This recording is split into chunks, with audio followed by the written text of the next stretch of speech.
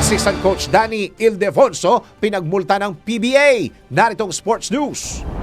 Sa mundo ng palakasan, ang latest malalaman sa DWIZ Sports News.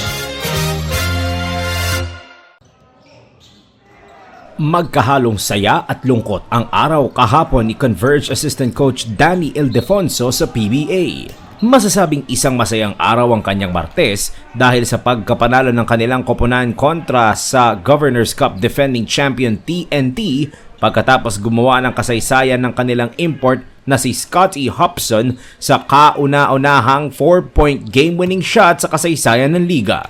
Ngunit nakatanggap din si Danny I ng multang 20,000 pesos mula sa PBA dahil sa kanyang mga komento sa social media.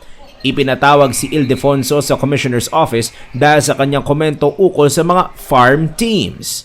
Ani ni PBA Commissioner Willie Marshall, nag-usap sila at ayon kay Danny I, nadala lang siya ng emosyon dahil anak niya ang pinag-uusapan.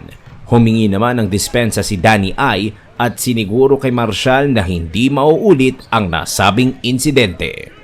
At yan ang aking sports news. Ako si Daryl Justin, nagbabalita ng tama, naglilingkod ng tama.